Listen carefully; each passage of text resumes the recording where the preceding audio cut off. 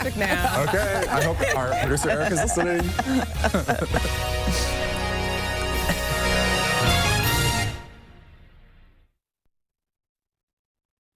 Good morning, America. For our viewers in the West on this Monday, Russia's new attack right on NATO's doorstep, plus new moves on diplomacy. Deadly strike. Russian missiles bombard a military base about 10 miles from the Polish border, killing at least 35 people. The award-winning American journalist killed, reportedly shot by Russian forces, as Ukrainian President Zelensky visits a military hospital, meeting with wounded soldiers. And a U.S. official says Russia has asked China for military support. Dire new prediction about the growing refugee crisis. Almost 3 million people already fleeing the war in Ukraine. A senior U.S. official telling ABC News there could be up to 10 million refugees, 1/5 of the population of Ukraine. An ABC News exclusive. Global tensions reaching all the way to the Arctic. We're on board one of the U.S. Navy's state-of-the-art submarines as they prepare for any scenario. There's a lot of people who'd like to hide from the U.S. submarine force. I just say they're not very successful. The elite divers and the so-called fast attack submarine that can punch through 5 feet of ice. 2 urgent manhunts happening now. The shocking attack inside the world-renowned Museum of Modern Art in New York City. What happened with the suspect at the museum the day before.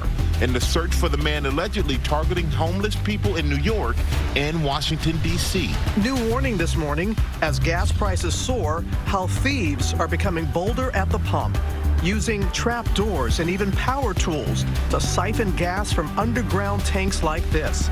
The victims left with massive bills, and how to protect yourself. The life of William Hurt.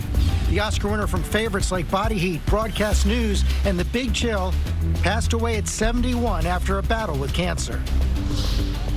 Plus, pandemonium in Paris.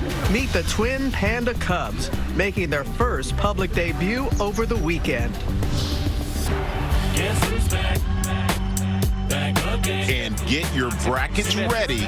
March Madness is back. Oh, and a one-hand flush. Who's number 1 going into the big dance? And guess who else is back? How about that? Tom Brady, just 40 days after retiring. Why the 7-time Super Bowl champion says he has unfinished business.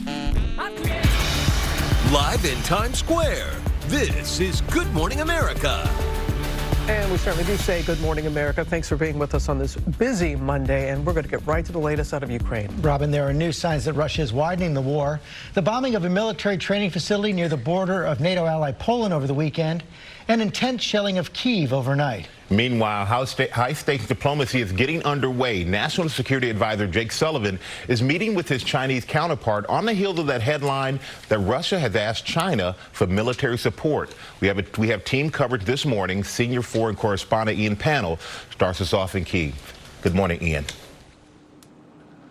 Yeah, good morning, Michael. We've been hearing the sound of regular explosions around the city, we think to the northeast of Kyiv this morning, and we're just getting reports of multiple civilian casualties, this time in a city that's held by pro-Russian forces in the east of the country. Meanwhile,